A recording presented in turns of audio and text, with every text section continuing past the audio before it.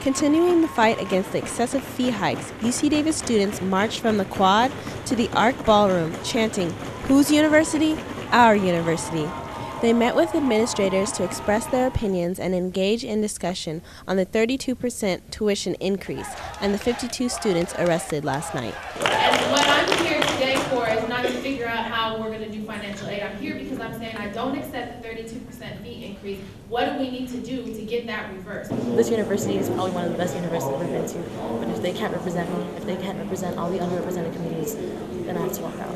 Is there a way to set up a bill to allow public universities, public institutions to set aside money from their budgets every year? So the idea of a rainy day fund is a wonderful idea. In fact, it's one that the legislature adopted and the governor adopted last year. We do have, in effect today, a rainy day fund.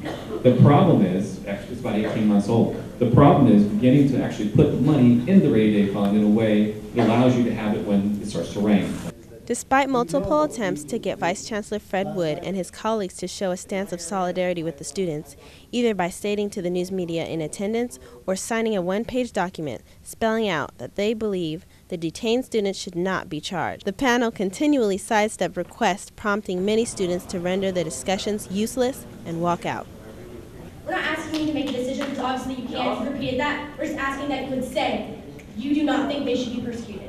All of the administrators, anybody who thinks that education would be free, will put their name on a paper saying that the students should not go to jail. At the very least, you can look in a news camera right now and you can say that you, as Fred Wood or as Janet Gong, in your position, do not support the charges on these students. We need you guys, and we need you guys to sign something. Can we do something right now?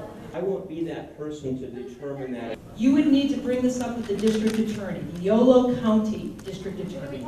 I have not been a part of any conversations about that in any direction yet. And these were the sweetest, most polite protesters I've ever seen. They were in no way a threat to anyone. They pretty much hopped us all in the paddy wagon. There's about 30 of us. We couldn't even sit because it was so crowded.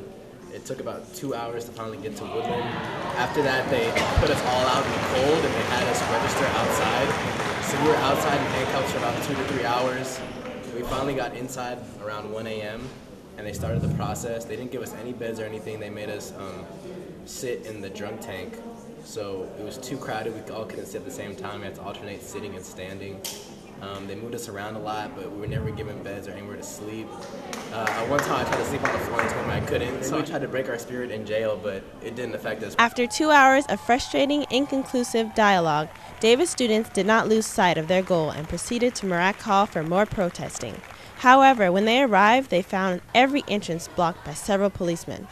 Undeterred, they turned north and marched to Dutton Hall, where the day-long protest would culminate for the time being. Stay tuned to Aggie TV for further updates on the fee increase protest.